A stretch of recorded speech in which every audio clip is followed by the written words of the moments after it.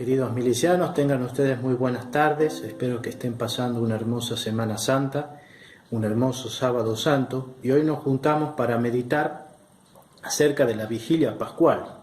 Ella, junto con el Domingo de Pascua, celebran la resurrección gloriosa de nuestro Señor Jesucristo dentro del Triduo Pascual. Este Triduo, constituido como lo conocemos en el siglo IV, que recuerda y celebra el viernes la muerte del Señor, el sábado su sepultura, y hoy en la vigilia entonces celebramos su resurrección. Esta vigilia pascual consta de 4 partes. La primera, lucernario o liturgia de la luz. La segunda es la liturgia de la palabra. La tercera es la liturgia bautismal. Y la cuarta es la liturgia de la Eucaristía. Y la vigilia es la madre de todas las vigilias, la vigilia de las vigilias, la noche de las noches, en la cual es la espera junto al sepulcro de la esposa, la iglesia, la de los cristianos, a la venida de su esposo, como las vírgenes del Evangelio que esperan en vela toda la noche para la venida de su esposo e ir a habitar a su casa. Así también la iglesia hoy espera a nuestro Señor Jesucristo. Y es una noche especial, no es una noche oscura, una noche tenebrosa, todo lo contrario. Es la noche que se viste de gala, la noche engalanada, la noche iluminada, la noche clara como el día. Este es el día que hizo el Señor, alegrémonos todos en Él. Por eso no tenemos miedo, por eso es una noche entonces llena de esperanza, llena de alegría, llena de gozo. Es el día en donde de algún modo la creación y la recreación se unen en el misterio del Cristo resucitado. La palabra hecha carne, en el principio estaba la palabra, existía la palabra, y la palabra estaba junto a Dios, y la palabra era Dios. En ese mismo principio, desde toda la eternidad, Dios ya tenía pensada la creación y la salvación del hombre, de todo el género humano, en el misterio del Cristo resucitado. Cristo, a su vez, crucificado y llagado, el alfa y el omega, el principio y el fin, que con sus llagas ha abierto el reino de los cielos, que con su llaga nos ha curado. Y así tenemos que vivir toda nuestra vida. Toda nuestra vida es como una gran vigilia, como cuando nos vamos a dormir y en la oscuridad esperamos la luz del otro día. Así también tiene que ser este peregrinar, este caminar, como si fuese una noche iluminada, con la luz de la fe, ese claro oscuro, hasta la manifestación gloriosa de nuestro Señor Jesucristo y el fin de la historia. Y Dios habla por medio de los ciclos, como comprobamos aquí con esto de la oscuridad y del día del sol. Habla con la creación y especialmente habla entonces con esta imagen y este simbolismo de la luz y de las tinieblas. Es en el marco del Evangelio de San Juan, el prólogo, ese gran juicio donde es el juicio entre la luz y las tinieblas. Es el mismo marco con el cual comienza esta liturgia de la vigilia pascual. Estamos todos afuera del templo y a oscuras. Estamos fuera del templo porque no podemos estar en la presencia de Dios. La consecuencia del pecado fue estar fuera de la presencia de Dios, perder la amistad con Dios. Estamos en la oscuridad del pecado y de la muerte. Pero en Él estaba la vida, y la vida era la luz de los hombres. Y la luz vino a las tinieblas, y las tinieblas no la vencieron. Es esa imagen. Entonces, fuera del templo, en la oscuridad, de repente aparece, porque ha venido al mundo, la luz. Dios no nos ha dejado solo, sino que ahora con el fuego nos representa eso. Dios, que es luz de luz, se manifiesta en medio de las tinieblas. Y parece que las tinieblas y la oscuridad quieren apagar al fuego, pero en realidad, cuando uno medita y ve el fuego, sucede todo lo contrario. Es la tiniebla, la oscuridad, la que se ve consumida, apagada, por así decir, por medio del fuego. Ese fuego que es símbolo con el agua de la fuerza, de la energía, de la vida. Es el fuego que representa el deseo del alma de subir a las altas cumbres, a la presencia de Dios. Siempre el fuego va para arriba, nunca el fuego va para abajo.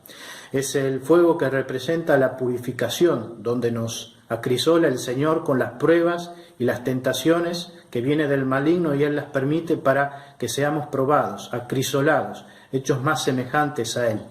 Es el fuego con el cual nos persiguen a los cristianos y con el cual nos dan la victoria en el martirio. Y entonces este fuego, ahora que es bendecido, con él se enciende el cirio que es el centro de esta parte de la liturgia y de toda la vigilia, que representa y hace presente al Jesús resucitado. Es aquel que ilumina, como dice el prólogo.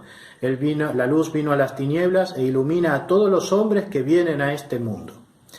Ese es el cirio que proclamamos y que anunciamos, que ilumina a todo el mundo y que por la fe sabemos que ilumina nuestro entendimiento. Con su gracia, la gracia con la virtud de la fe, se alumbra el entendimiento. Es el Cristo que mueve nuestro corazón, da calor a nuestro corazón, mueve nuestra voluntad para desear el bien. Es el Cristo resucitado con su luz que emociona nuestros sentidos, que mueve nuestros sentidos y proclama en nosotros la belleza del ser cristiano, de seguir a este Cristo que es luz, a este Cristo que es nuestro Dios. Y con él ahora, ya sin miedo, entramos en el templo, entramos a la presencia del Padre. Es Jesús el que nos revela al Padre, nos manifiesta al Padre. Y entonces, sin miedo con él, peregrinamos también en el mundo. Eso significa esa entrada en el templo a oscuras. No solamente a la presencia de Dios, al misterio de la iglesia que él mismo funda, sino también como peregrinamos en el mundo. Y esa luz es tan fuerte que la contagiamos, nos contagia, y entonces transmitimos esa luz, representada ahora en el encender todos juntos esos cirios que tenemos en la vigilia pascual. Cada uno de nosotros es transformado, transfigurado en un apóstol que está llamado a dar luz, y reparte la luz al mundo, da la luz del mundo, no la pone debajo del cajón o debajo de la mesa, sino la pone arriba para que ilumine. Y al tercer canto, a este cirio pascual, a la luz de Cristo, entonces, ahora sí el templo es iluminado. Es la iglesia, la esposa, el templo de Dios, el cuerpo místico de Cristo, que está lleno de luz, que está lleno de la presencia de Dios, y por eso así se presenta al mundo. Se presenta como la luna en relación con el sol, porque la luna sabemos que no brilla, la luna no tiene fuego propio, no puede dar luz propia, pero la luna sí refleja la luz y el calor del sol. Así la iglesia, es la luna que refleja la luz del sol que ha venido de lo alto, la luz que es nuestro Dios. Y entonces, llena de gala, vestida de perlas y de brocado, ahora con la alegría de tener a su Salvador en medio de nosotros, que ha vencido el pecado y la muerte, nos presentamos al mundo y hacemos esta alabanza solemne que cantamos bellísimamente en el pregón pascual. El pregón pascual, atribuido, entre algunos dicen que es a San Ambrosio de Milán en el siglo IV, cantado y proclamado por el diácono, que ensalza entonces en el cirio pascual la presencia de Jesús, como hemos dicho muchas veces ya, pero hay que remarcarlo siempre, ha resucitado y esa es nuestra alegría. Y hasta ahí llega esta primera parte de la liturgia de la luz, o la liturgia conocida como el lucernario. Y así empezamos ahora la segunda parte, la liturgia de la palabra, que es una liturgia que en este caso bastante más larga de lo normal, de lo común. Como es una vigilia, se lee mucho la Escritura. Y se pueden leer 7 lecturas del Antiguo Testamento y 2 del Nuevo Testamento. Y esta liturgia especialmente muestra el plan progresivo de la salvación de Dios en medio de la historia humana, cómo su historia de salvación irrumpe en la historia de los hombres y va conduciéndonos por medio de su providencia hasta el misterio de la Pascua de Jesucristo. La primera lectura pertenece al Génesis y es el relato de la creación, estos 7 días donde Dios ya llama a la creación y especialmente a su criatura predilecta, al hombre, a la salvación. El hombre creado por Dios históricamente ha sido llamado de algún modo a la sobrenaturaleza, a la presencia de Dios, a la gloria celestial. Y se da en el misterio de Cristo. Entonces, estas 7 días del relato de la creación nos ponen ante ese recuerdo, ante ese llamado de Dios que llama a los hombres. Y así en la segunda lectura, después de la caída del pecado, nos lleva nuevamente al Génesis, pero ya en la persona de Abraham, el padre de la fe, con el cual inicia esta historia de la salvación Dios, al cual le dice: cuenta las estrellas del cielo, las arenas de la playa del mar, que así serán tus hijos, los hijos de Abraham, los hijos de la fe.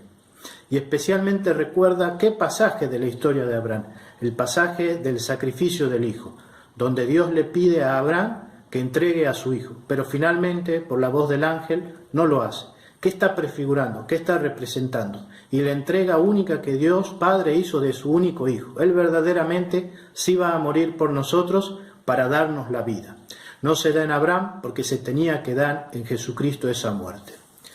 La tercera lectura nos presenta entonces ante la Pascua judía, la Pascua del Éxodo, el cruce del Mar Rojo, que también es la figura y de lo que representa después en la vida del cristiano, que es el bautismo. El cruce del Mar Rojo representa eso. Ya no estamos comandados por Moisés, sino ahora estamos guiados, conducidos por el buen pastor, Jesucristo.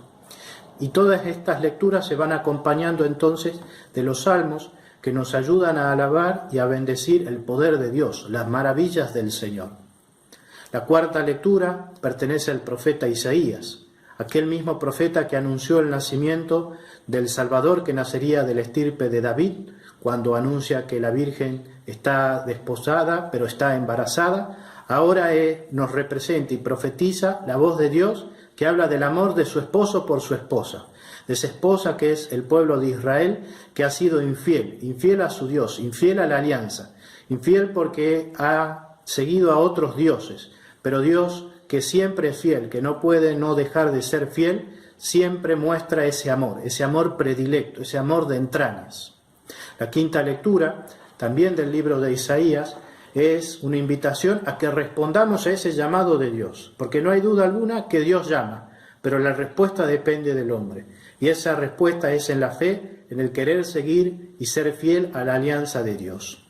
La sexta lectura pertenece a la profecía del libro de Baruch, en donde el Señor nos manifiesta una nueva invitación a seguir su luz, esa luz que está expresada por medio de sus preceptos, de su ley, que alumbran el entendimiento y son luz para nuestros pasos. Ese regalo que Dios también nos hizo por medio de la ley natural también escrita en el corazón de los hombres, pero también la ley que había dado a Moisés, que Jesús cuando venga en el Nuevo Testamento no le pondrá ninguna traba, sino vendrá a darle cumplimiento y plenitud a esa ley.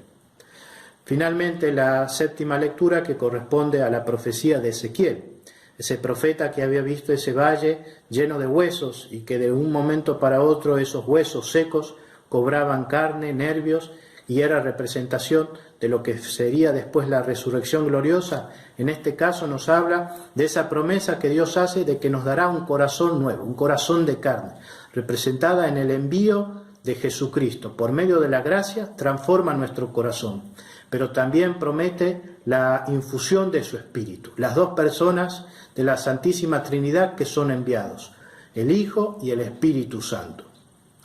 Y en este momento terminamos entonces las lecturas que corresponden al Antiguo Testamento. Y por eso ahora cantamos el Gloria. ¿Por qué cantamos ahora el Gloria? Porque el Gloria es el canto que, valga la redundancia, cantaron y aclamaron los ángeles del cielo el día del nacimiento de Jesús. Es decir, entramos en el tiempo del Nuevo Testamento, en el tiempo de la plenitud de los tiempos. Jesús, el Hijo de Dios, la segunda persona de la Santísima Trinidad que se ha encarnado, ha nacido y ha entrado en la historia. Y por eso entonces ahora cantamos ese Gloria. Y por eso también encendemos las luces del altar, las velas del altar. ¿Por qué? Porque ya está en medio de nosotros el verdadero y único sumo sacerdote. Jesucristo, el único y sumo sacerdote. El sacerdocio antiguo del Antiguo Testamento ha quedado caduco, ha quedado finalizado. Ahora Jesucristo es un nuevo sacerdote, el único sacerdote según el rito de Melquisedec. Y eso también representa, porque se va a ofrecer, como se ofreció el Viernes Santo y se sigue ofreciendo por nosotros. Y ahí entramos entonces ahora en la epístola de San Pablo. Este San Pablo que en la carta de los Romanos, con toda su fuerza, con toda la convicción, inspirado por el Espíritu Santo, anuncia el misterio del bautismo. Este bautismo que también representa un trido pascual para nosotros. Nosotros en Cristo hemos vivido un trido y tenemos que seguir viviendo ese trido. ¿Cuál es?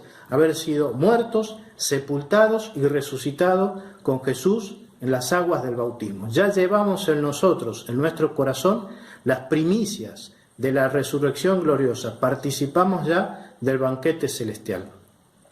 Finalmente, luego del canto del aleluya, del doble canto del aleluya y del precioso Salmo 117, este es el día que hizo el Señor, nos ponemos de pie para escuchar el anuncio del Evangelio, el anuncio que trae el relato de la resurrección gloriosa de nuestro Señor Jesucristo, ese muy temprano de madrugada que hoy vuelve a derramar su gracia en medio de nosotros. En este caso, por estar en el año del ciclo A, leemos el Evangelio de San Mateo. Finalmente, después de la homilía, termina la liturgia de la palabra y pasamos a la liturgia del bautismo, esta tercera parte de la vigilia pascual. Nosotros por el agua y por el fuego, como dice San Juan Bautista, hemos sido hechos nuevos en Cristo, hemos nacido. Él nos bautizará por el agua y por el Espíritu, por el agua, por el fuego. Ya no somos un hombre terrenal, sino un hombre celestial. Este nuevo nacimiento que Jesús le hablaba a Nicodemo, que hay que volver a nacer de lo alto, volver a nacer no ya del vientre, sino por la gracia de Dios. Aquello que decía el prólogo que venimos siguiendo. Ellos no nacieron ni de la carne ni de la sangre, sino por el poder de Dios. Y a los que recibieron esa luz les dio el poder de llegar a ser hijos de Dios. Ese es el llamado que Dios nos hace y lo que realmente ha sucedido en nuestro corazón. Esa es nuestra dignidad. Nosotros por el bautismo somos hijos de Dios, hermanos de Cristo, templos del Espíritu Santo, herederos del reino de los cielos. Esa es nuestra vocación y allí nuestra espiritualidad. Aquello que el Padre Fóbri tanto insiste con la espiritualidad del bautizado. Hemos muerto al pecado para resucitar y vivir y hacer las obras de los hijos de Dios, de los hijos de la luz. Toda nuestra vida está en ese misterio de hacer vida el bautismo, ese carácter que hemos recibido en el día de nuestro bautismo. Por eso es tan importante este recuerdo. Incluso la liturgia tiene dos posibilidades ahora, o realizar bautismos o, si no hay bautismo, renovar las promesas bautismales. Si me preguntan o nos preguntan a los sacerdotes, ¿cuál es el día más hermoso para bautizar a alguien por primera vez? Bueno, aunque se recibe una sola vez, en la vigilia pascual, porque justamente es el recuerdo propio y es el misterio de la Pascua de Cristo en la que ha nacido y nos ha regalado la gracia del bautismo. Esa agua que brota junto con la sangre del costado de Cristo el Viernes Santo, con el cual ha sido instituido la Iglesia, ese recuerdo es el que hoy también se hace vida en cada uno de nosotros. Por eso incluso, aunque a veces es muy difícil que todos se bauticen ese día, en algunas parroquias se bendice mucha agua, para que esa agua durante todo ese año sea la misma que se use para bautizar a todos aquellos que se acercan y quieren entrar al misterio de la Iglesia. Y entonces, en el caso, como decíamos, que no hubiese bautismo, todos los cristianos, todos los bautizados, se nos invita a renovar las promesas bautismales. En primer lugar, a renunciar al Satanás y a sus pompas, aquel instigador que trajo el pecado original, obviamente con la libertad y la responsabilidad humana, que sigue actuando en este mundo. Es el príncipe del mundo, aunque Dios ya lo ha vencido y ha prometido que no seremos tentados nunca por arriba de nuestra fuerza, pero a él renunciamos. Y también ahora proclamamos nuestra fe. En vez de rezar el credo como todos los domingos, hoy los decimos ante estas preguntas que nos va haciendo el sacerdote, si creemos en Dios, si creemos en el Hijo, si creemos en el Espíritu Santo. Esa es nuestra fe, esa es nuestra alegría. Esa es la fe en la cual se recibe a cada nuevo bautizado, a cada nueva persona, cada hombre que quiere ser hijo de Dios y morar en el seno de la Iglesia. Finalmente, luego de que nos rocían con el agua bendita y nos recuerdan entonces este paso de Dios por nosotros, asistimos a la cuarta y última parte de la liturgia de la vigilia pascual, la liturgia de la Eucaristía. No tiene ninguna diferencia con lo que son todas las otras veces que celebramos el Santo Sacrificio. Sí tiene la fuerza de ser la liturgia de la Eucaristía que hace 2 días no celebramos, porque el viernes y el sábado propiamente, aunque ya lo hacemos en la vigilia, no se celebra el santo sacrificio de la misa. ¿Por qué? Y porque no está el sacerdote con nosotros, no está Jesús en medio de nosotros. Pero ahora que está resucitado, sí podemos repetir, como Él mismo nos pidió, y lo recordamos el Jueves Santo, esta institución de su cuerpo y de su sangre. Ahí está el sacramento de los sacramentos, la Eucaristía. El bautismo nos ha habilitado a recibir las cosas de Dios. Y entonces ahora recibimos nada más y nada menos que a la vida, esa vida que ha resucitado, porque es el viviente. Comemos su pan, comemos su cuerpo, comemos y bebemos su sangre. Estamos unidos plenamente a Jesucristo, del modo más fuerte que podemos estar en esa unión mística y real por medio de la gracia con nuestro Señor. Y finalmente esta liturgia de la Eucaristía termina con un recuerdo, pero también con una presencia súper vívida y fuerte, que es la presencia y el recuerdo de la Santísima Virgen María, ella que nos acompaña en este año mariano, bajo su advocación de Nuestra Señora del Valle. Ella también estuvo en vela en el sepulcro. La Escritura no nos cuenta el momento exacto en el cual Jesús se le apareció a la Virgen, pero nada hace pensar que no se le apareció, al contrario, podemos pensar, meditar y soñar porque no que haya sido a la primera persona que Jesús resucitado se le haya aparecido de algún modo, es a su madre, a la Madre Santísima, que se quedó con los apóstoles y que continuó también esta tarea de ser madre para nosotros en la tierra y la continúa haciendo en el cielo. Y entonces, después de mucho tiempo, porque ha pasado la Cuaresma, ahora cantamos en ese recuerdo a la presencia de la Virgen, su presencia maternal, el Regina Coeli, ese hermoso canto pequeño, pero tan sentido y tan vivido, que nos alegramos con la Virgen María. La alegría que debe haber tenido la Virgen María después de pasar este tríodo pascual y haberse encontrado con su Hijo resucitado. Esa alegría también, de algún modo, y realmente Dios quiere participarnos a nosotros también. Pidámosle por la intercesión de la Santísima Virgen María, que las gracias de la resurrección de nuestro Señor Jesucristo se vuelvan a derramar en cada corazón que vive en este mundo, especialmente en nuestra ciudad miliciana y especialmente también a nuestros familiares y amigos que están alejados de la fe. Y en este momento súper especial de esta pandemia, que estamos celebrando una Semana Santa atípica, pero también es atípica porque puede ser una linda oportunidad para celebrarla de un modo nuevo, de un modo súper presencial en el misterio de Cristo, que no lo tenemos como lo teníamos habitualmente, pero seguramente, si el Señor nos concede la vida, las próximas veces que participemos en la Semana Santa ya no será igual, porque el mundo después de esta pandemia ya no será igual. Que también por el misterio de la gracia, de nuestra vida terrenal, nuestra vida que nos toca vivir, por este misterio de la resurrección ya no sea igual. Les envío mi bendición, mis saludos y les deseo a todos ustedes una feliz vigilia pascual por medio de las redes virtuales y un hermoso domingo de resurrección. A tus órdenes.